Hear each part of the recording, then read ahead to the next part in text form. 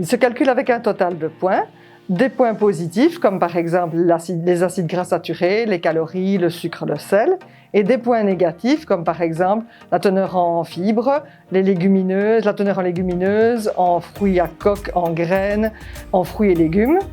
Et donc, plus le total est bas, plus on a une chance d'avoir un Nutri-Score A ou B, et plus le total est élevé, plus on a un Nutri-Score C ou D.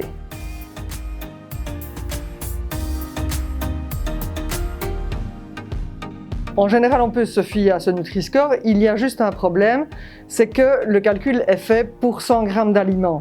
Or, on ne consomme pas toujours 100 g d'aliments. Par exemple, l'huile d'olive a un Nutri-Score de D, voire même E, alors que tout le monde sait que c'est un produit qui est correct pour la santé. Parce qu'on fait comme si on allait manger 100 ml d'huile d'olive. À côté de ça, il y a d'autres produits qui ont des Nutri-Scores très avantageux, alors que finalement, quand on réfléchit bien, le produit n'est pas si avantageux que ça.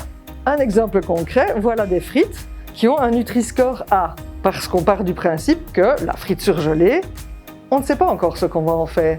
Donc imaginons qu'on ait trouvé une recette pour les cuire au four ou à la machine ActiFry, le produit est correct. Si par contre on va le mettre dans la friture, évidemment le produit ne sera plus correct. Donc c'est un petit peu tendancieux. Yuka est gratuite et permet de trier aussi soit des aliments, soit des produits de cosmétiques. L'avantage de Yuka, c'est aussi un calcul par points, c'est qu'il nous donne un pourcentage en disant que c'est correct ou pas correct. Il fait une proposition d'autre chose, un autre produit de remplacement. Mais eux, par contre, 60% est calculé justement sur les additifs. Et donc, dès qu'il y a 2 ou 3 additifs dans un produit, ça y est, c'est de nouveau très très mal coté. Donc là aussi, il faut faire la part des choses en se disant il y a des fois où on ne sait pas faire autrement, on peut utiliser des additifs et tous ne sont pas non plus à déconseiller formellement.